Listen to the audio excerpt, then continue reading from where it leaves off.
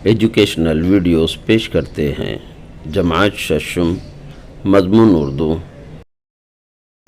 سبق نمبر 6 لو آ گئی برسات کے سوال و جواب۔ ایک جملے میں جواب لکھیے۔ نمبر 1 مصنف کو حکومت ہند نے کس اعزاز سے نوازا؟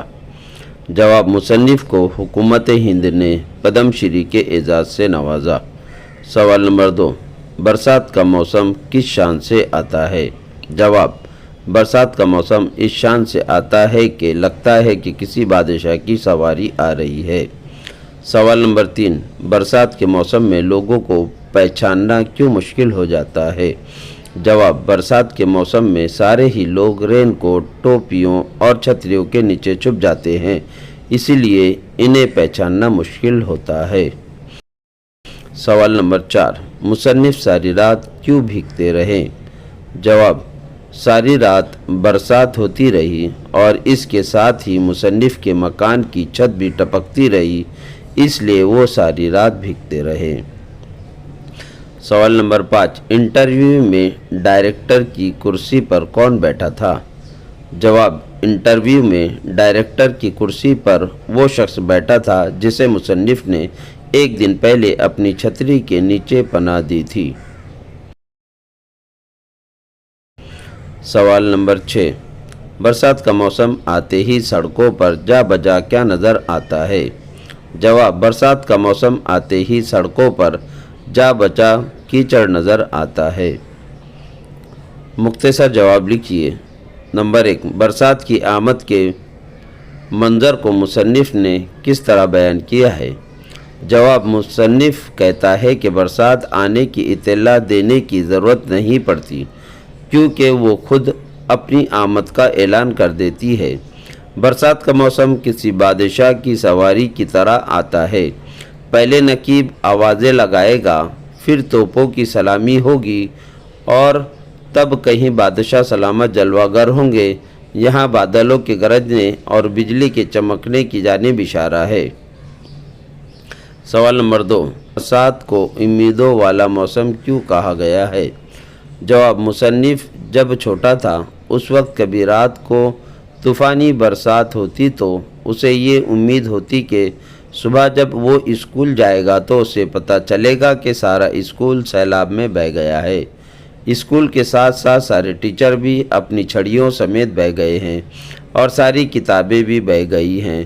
اس طرح برسات کتنے ہی دلوں میں سینکڑوں امیدیں پیدا کر دیتی ہے۔ برسات کی آمد سے پہلے خود زمین کے سینے میں بھی بڑی امیدیں چھپی ہوتی ہیں جو بعد میں ہرے بھرے پودوں کی شکل میں زمین کے سینے سے باہر نکل آتی ہے، اس لیے مصنف نے برسات کو امیدوں والا موسم کہا ہے۔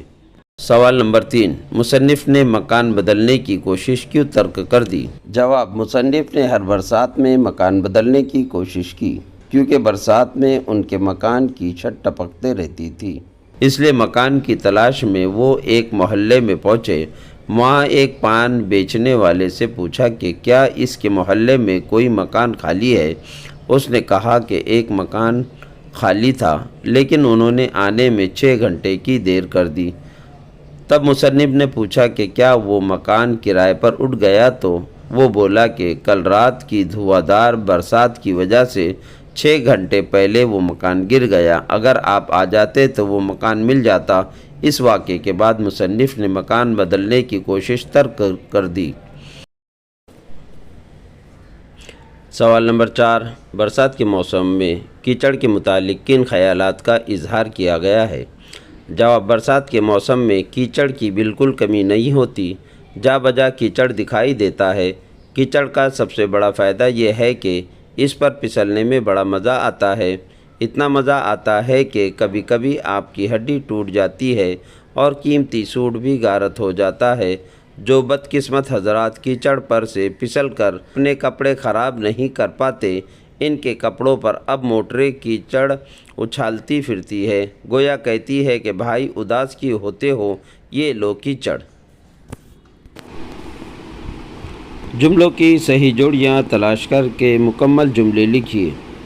نمبر 1 برسات ہمارے دل میں، اس کی جوڑی ہے सैकड़ों उम्मीदें पैदा कर देती है। नंबर 2, इन दिनों कीचड़ की इसकी सही जोड़ी है, बिल्कुल किल्लत नहीं होती। नंबर 3, उसने हमारी छतरी के नीचे आकर इसकी सही जोड़ी है, हमारी छतरी को इज़्ज़त बख्शी। नंबर 4, भला बताइए ऐसा बाज़ाब्ता इसकी सही जोड़ी है, किरदार कौन से मौसम का होता है। नंबर 5, हमने बड़े बड़े शहसवारों को इसकी सही जोड़ी है को कीचड़ में फिसलते देखा। दर्जाबंदी करना है। नीचे दिए हुए अल्फाज मुनासिब मौसमों से मुताल्लिक़ खानों में दर्ज कीजिए।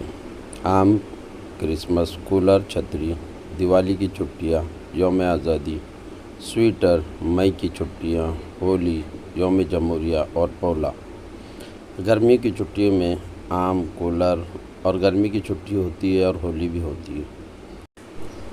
हाँ, सर्दी में क्रिसमस, दिवाली की छुट्टियाँ, स्वेटर और यौम जमहूरिया मनाते हैं। बरसात में छतरी का इस्तेमाल करते हैं, यौम आज़ादी और पोले का त्यौहार मनाते हैं।